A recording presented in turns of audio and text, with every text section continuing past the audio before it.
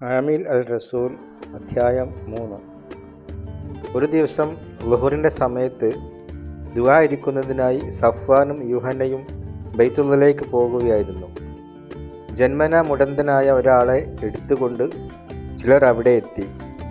ബൈത്തുൽ മുഖദ്ദസിലേക്ക് ചെല്ലുന്നവരോട് സ്വതക്ക ചോദിക്കുവാനായി ബാബുൽ ജമീല എന്ന് വിളിക്കുന്ന ബൈത്തുള്ളയുടെ വാതിൽക്കൽ ദിവസവും അവനെ കിടത്തുക പതിവായിരുന്നു. സഫ്വാനും യൂഹന്നയും ബൈത്തുള്ളയിലേക്ക് കടക്കുന്നത് കണ്ട് അവൻ അവരോട് സ്വതക്ക ചോദിച്ചു. സഫ്വാനും യൂഹന്നയും അവനെ സൂക്ഷിച്ചു നോക്കി പറഞ്ഞു, ഞങ്ങളുടെ നേരെ നോക്കുക. അവരുടെ പക്കൽ നിന്ന് എന്തെങ്കിലും കിട്ടുമെന്ന് പ്രതീക്ഷിച്ച് അവൻ അവരെ നോക്കി. സഫ്വാൻ പറഞ്ഞു, വെള്ളിയോ സ്വർണമോ എൻ്റെ കയ്യിലില്ല, എനിക്കുള്ളത് ഞാൻ നിനക്ക് തരുന്നു. ഈസ അൽ മസീഹ് നസ്രീൻ്റെ നാമത്തിൽ എഴുന്നേറ്റ് നടക്കുക. സഫ്വാൻ വലത്തു കൈ പിടിച്ച് അവനെ എഴുന്നേൽപ്പിച്ചു.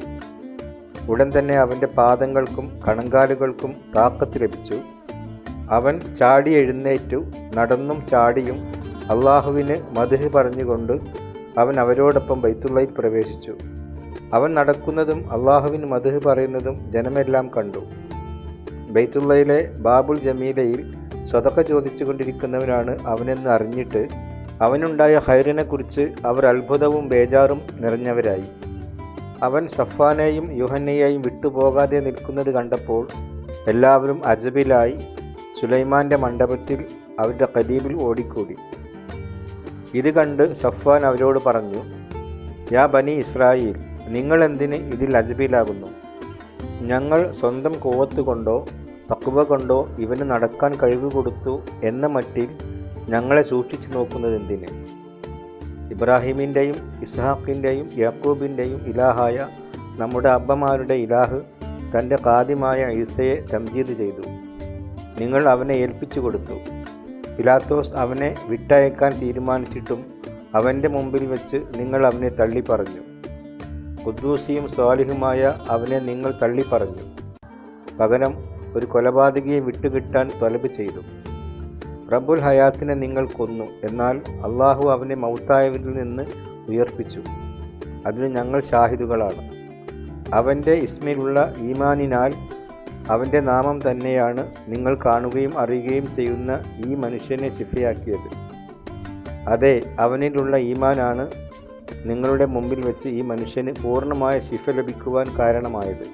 ഇഖ്വാനീങ്ങളെ, നിങ്ങളുടെ നേതാക്കളെപ്പോലെ തന്നെ നിങ്ങളും അറിവില്ലായ്മ കൊണ്ടാണ് ഇങ്ങനെ പ്രവർത്തിച്ചതെന്ന് എനിക്കറിയാം.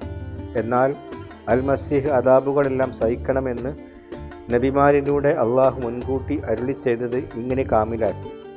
അതിനാൽ നിങ്ങളുടെ പാപങ്ങൾ മായ്ച്ചു കളയാൻ തൗബ ചെയ്ത് റബ്ബിലേക്ക് മടങ്ങുകയും. എന്നാൽ നിങ്ങൾ റബ്ബിൻ്റെ ഹദറത്തിൽ നിന്ന് അസ്തിറാഹത്തിൻ്റെ കാലം വന്നെത്തുകയും നിങ്ങൾക്ക് വേണ്ടി മുൻ നിശ്ചയിക്കപ്പെട്ട അൽ മസീഹായ ഈസയെ അള്ളാഹു അയക്കുകയും ചെയ്യും. ആദ്യം മുതൽ തൻ്റെ നബിയുൽ കരീം വഴി അരുളി ചെയ്തതുപോലെ സകലത്തിനെയും യഥാസ്ഥാനത്താക്കുന്ന വക്ത് വരെ ജന്നത്ത് അവനെ സ്വീകരിക്കേണ്ടിയിരിക്കുന്നു. മൂസ ഇപ്രകാരം പറഞ്ഞുവല്ലോ, ഇലാഹായ റബ്ബ് നിങ്ങൾക്കായി നിങ്ങളുടെ അഹ്മാരുടെ ഇടയിൽ നിന്ന് എന്നെപ്പോലെ ഒരു നബിയെ ഉയർത്തും. അവൻ നിങ്ങളോട് പറയുന്നതെല്ലാം നിങ്ങൾ കേൾക്കണം. ആ നബിയുടെ കലാം കേൾക്കാത്തവരെല്ലാം ആളുകളുടെ ഇടയിൽ നിന്ന് പൂർണ്ണമായി ഒഴിവാക്കപ്പെടും. സാമുവേൽ തുടങ്ങി വന്ന നബിമാരെല്ലാവരും ഈ ദിവസങ്ങളെപ്പറ്റി പ്രഖ്യാപിച്ചിട്ടുണ്ട്. നിങ്ങൾ നബിമാരുടെയും അള്ളാഹു നിങ്ങളുടെ പിതാക്കന്മാരോട് ചെയ്ത ഉടമ്പടിയുടെയും അവകാശികളാകുന്നു. ദുനിയാവിലെ അഹ്ലുബൈത്തിലെല്ലാം നിന്റെ സന്തതി വഴി ബർക്കത്തുണ്ടാകുമെന്ന് ഇബ്രാഹിമിനോട് അരുളി ചെയ്തിട്ടുണ്ടല്ലോ.